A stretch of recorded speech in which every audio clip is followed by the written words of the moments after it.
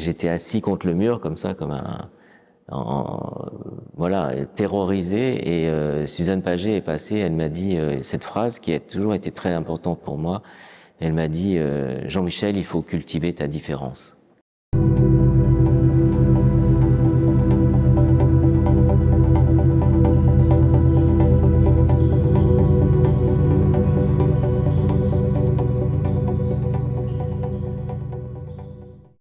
Je suis Jean-Michel Othoniel, artiste, sculpteur. Enfin, je me définis comme sculpteur parce que je pense que la sculpture est toujours un espace de liberté plus large que la peinture. Et quand j'ai commencé à être un jeune artiste, je dirais que les sculpteurs m'ont ouvert les bras, alors que les peintres étaient peut-être plus formés encore sous une sorte de congrégation dans les années 80, chose qui n'est plus le cas heureusement maintenant.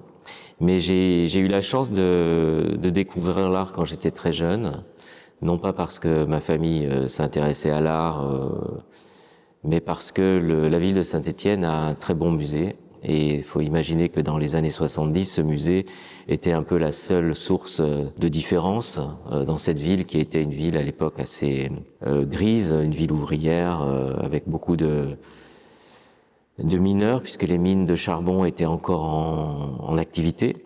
Et donc la ville de Saint-Étienne avait cette politique culturelle très forte autour de l'art contemporain. Et tous les enfants, chaque mercredi, étaient un peu amenés de force depuis les écoles jusqu'au musée pour je dirais, peut-être remplir le musée. Et donc moi, j'ai vu ces premières œuvres assez radicales, minimales des années 70, puisque la collection du musée de Saint-Étienne est la plus grande collection en France d'art des années 70, mais c'est la deuxième collection après le Centre Pompidou en termes d'œuvres. Voilà, donc j'ai eu la chance d'aller très jeune dans ce musée et de rencontrer non seulement les œuvres, mais les artistes, puisque le musée de Saint-Étienne, à l'époque, invitait des artistes à venir travailler sur place, ce qui maintenant paraît évident, mais à l'époque ne l'était pas. C'est-à-dire que les gens restaient, installaient, ils venaient des États-Unis, d'Angleterre, d'Italie, et passaient. Et nous, en tant qu'enfants, enfants de la ville, on croisait ces jeunes d'artistes. Et évidemment, je me souviens très très bien de l'exposition de Robert Morris, et ça avait été un choc pour moi, parce qu'en même temps très très fort esthétiquement, et en même temps ces œuvres-là qui aujourd'hui sont un peu sacralisées, ces œuvres minimales, on le voit dans nos musées, elles sont maintenant sont des icônes de cette période de l'art contemporain. À l'époque, étaient quand même des choses très ludiques, et notamment Robert Morris. On rentrait dedans, on pouvait monter dans les feutres. Enfin, il y avait quelque chose de complètement vivant et pas du tout sacralisé. Donc ça, c'est peut-être ça qui m'a permis de rentrer facilement avec ces œuvres un peu austères. Donc le rapport à l'art n'est pas né d'un rapport facile. Enfin, je veux dire, avec des œuvres faciles. Le rapport était facile, mais les œuvres ne l'étaient pas. C'est-à-dire que j'ai eu la chance de ne pas être dans une ville qui était spécialiste de l'impressionnisme, ou je ne sais pas, où j'aurais eu une autre vision de l'art. Là, j'ai eu une vision de l'art qui se faisait au moment où moi j'étais enfant.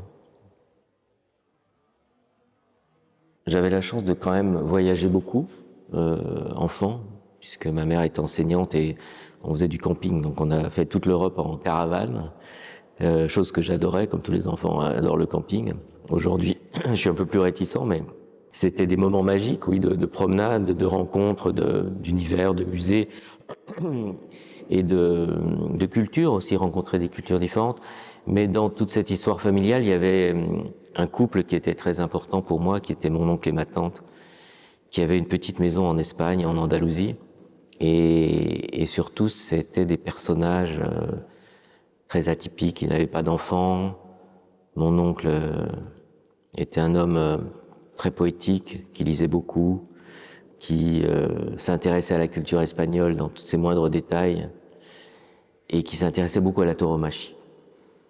Et donc, c'était un peu ce qu'on pourrait appeler un torero de salon, C'est-à-dire que c'est quelqu'un qui allait à l'université avec son petit cartable, avec dedans une muleta et une épée, et il montrait les passes de corrida comme ça devant ses étudiants à l'université, et il rêvait, je dirais, à un personnage qu'il n'a jamais été, puisque c'était un homme de ma taille, assez petit, frêle, et qui n'avait pas du tout de... Je dirais, quand on le voyait comme ça, il n'avait pas un charisme, mais ce charisme venait vraiment de la poésie et de son univers. Et c'est une partie de ma famille, enfin, ce couple-là m'a beaucoup fait rêver, puisque moi, je venais d'une ville industrielle, avec des parents qui étaient vraiment dans le travail, même si, par son métier d'enseignante, ma mère était peut-être plus ouverte à cette idée de découvrir comment fonctionnait le monde. Mais il n'y avait pas cette poésie que ces voyages en Espagne, donc puisque j'allais chez eux tous les étés, m'apportaient. Et c'était vraiment la découverte donc d'une culture, mais aussi d'une autre façon de vivre, et aussi beaucoup de cette architecture arabo-mauresque qui est forte en Andalousie, avec ses jardins incroyables. J'ai eu la chance de visiter Cordoue, Grenade, l'Alhambra, enfin tous ces lieux extraordinaires quand ils vous sont expliqués enfants et qu'on vous explique comment on vivait et comment on jouissait, je dirais, de cette fraîcheur, de ces couleurs, de ces odeurs. Et moi, voilà, ça a apporté une notion peut-être plus légère et plus onirique dans mon regard sur le monde. Et je crois que je leur dois beaucoup aussi dans le fait d'être devenu artiste. Je ne savais pas que je deviendrais artiste quand je suis allé au musée enfant. Simplement, je voyais une fenêtre de liberté, de joie, de jeu aussi, que n'offraient pas les perspectives d'une vie à Saint-Étienne si j'étais devenu enseignant comme ma mère ou peut-être ingénieur comme mon père. Enfin, c'était des choses qui... l'art m'a permis de voir la vie autrement, voilà, au départ. Et puis après, j'ai voulu, comme j'étais assez doué en dessin, j'ai voulu faire les beaux-arts quand j'avais 7 ans, je suis allé au cours du soir. Puis après, j'ai fait un bac à art, enfin ces choses-là. Donc chaque fois qu'il y avait un peu cette idée de pouvoir s'exprimer à travers le dessin, à travers l'histoire de l'art aussi, qui m'a beaucoup, que j'aime beaucoup, enfin que j'aimais beaucoup, qui me nourrissait, mais que j'aime toujours énormément. Donc ça a été, je dirais, plutôt une vision d'un ailleurs possible, ce rapport au musée. Et puis après, devenir artiste, c'est autre chose. Devenir artiste, à la limite, on choisit pas, c'est l'art qui vous choisit. Mais ça arrive beaucoup plus tard. Ça arrive quand j'ai 25 ans, où là, j'ai fait des études d'art et d'un coup, je fais le pas en me disant, voilà, je vais être plus radical dans mes choix et je prends le risque où je vais vers cette approche du monde en étant artiste. Ouais. La scène des années 80 a été une scène très fermée en quelque sorte, mais qui s'ouvrait. C'est-à-dire que moi j'ai eu la chance donc de faire les Beaux-Arts de Cergy-Pontoise à contre-cœur au départ, parce que je voulais rentrer aux Beaux-Arts de Paris, c'était pour moi l'image. Et en fin de compte, parfois les échecs sont des réussites. Et le fait d'être à Cergy-Pontoise, qui était loin, puisqu'à l'époque il n'y avait pas le RER, il fallait prendre le train, on arrivait dans cette banlieue complètement futuriste, sur ce grand plateau minéral avec une école des Beaux-Arts et une école d'ingénieurs, c'était pas très sexy, quoi. Et donc c'était le contraire du quartier latin et de ce désir d'être dans Paris, un jeune artiste dans Paris. Donc il y avait cette rudesse du lieu et en même temps ce lieu-là offrait des choses que n'offraient pas les autres écoles à l'époque, puisque c'était une des écoles mises en place par Jacques Lang, une des premières écoles. Et ce qui était intéressant, c'est que cette école drainait toute une génération de jeunes artistes qui venaient donner des workshops. Ce qui était aussi assez différent des Beaux-Arts de Paris, puisque les Beaux-Arts de Paris fonctionnaient encore selon des chaires où on était élève de Velikovic, par exemple, et on allait faire du dessin comme Velikovic. Et on n'était pas dans un rapport, je dirais, à l'art qui se faisait, à l'art en train de se faire. Et je pense que Cergy-Pontoise apportait ça, au contraire. Et donc j'ai vu des très jeunes artistes arriver qui étaient, je sais pas, Christian Boltanski, Annette Messager, Sophie Calle, voilà, qui étaient là, qui pouvaient être mes grands frères presque, qui avaient 10 ans de plus que moi ou 20 ans. Et donc il y avait une certaine proximité, mais il y avait surtout une vision de l'art qui n'était pas liée à une vision radicale, mais qui était plutôt liée à cette idée des mythologies personnelles. Donc d'aller puiser en soi une histoire sur laquelle on allait construire une histoire très personnelle. Et je pense que ça m'a beaucoup aidé dans ma vie, mais ça m'a beaucoup aidé aussi dans cette approche de l'art et à faire quelque chose, oui, de complètement différent, en décalage complètement avec l'époque, puisque on finissait les années 70, donc que j'avais adoré, mais avec une radicalité et une rudesse qui pouvaient être peut-être je dirais incarné par Daniel Buren, l'école qu'il avait créée avec une espèce de radicalité comme ça, où il y avait une certaine de rudesse et de radicalisme dans cette vision de l'art.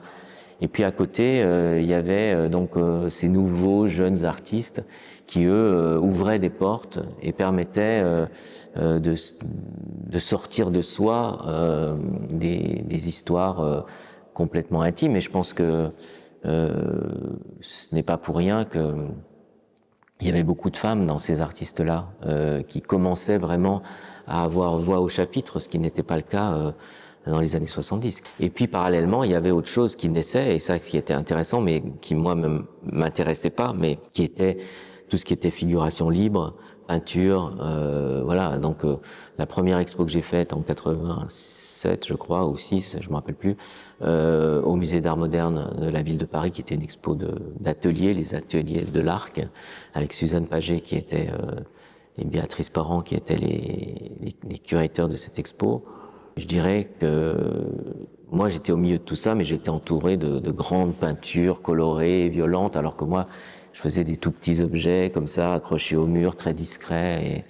Et je me souviens très très bien, d'ailleurs, c'est un moment assez intense pour moi parce que j'étais effondré en regardant mes œuvres par rapport à toutes ces choses autour, en me disant mais je suis complètement et j'étais assis contre le mur comme ça, comme voilà, terrorisé. Et Suzanne Paget est passée, elle m'a dit cette phrase qui a toujours été très importante pour moi.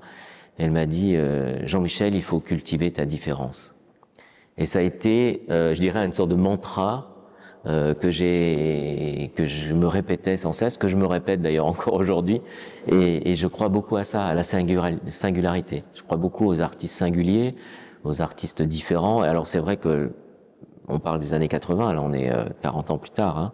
Donc toutes ces choses-là, grâce à l'enseignement qui a évolué, aux écoles d'art qui se sont multipliées, au FRAC, à tout ce qui a été créé dans ces années-là aussi par notre grand ministre de la Culture Jacques Lang, tout ça a fait que cette pensée-là s'est ouverte. Et donc maintenant, ce qui est bien, c'est qu'il n'y a plus d'école. Il n'y a plus d'école dans le sens où voilà, les dernières grandes écoles, c'est peut-être la figuration libre ou la trans-avant-garde en Italie, ou qui ont été des derniers mouvements, je veux dire en tant qu'école plutôt mouvement. Maintenant, chacun peut être singulier et différent, donc ça c'est quand même extraordinaire.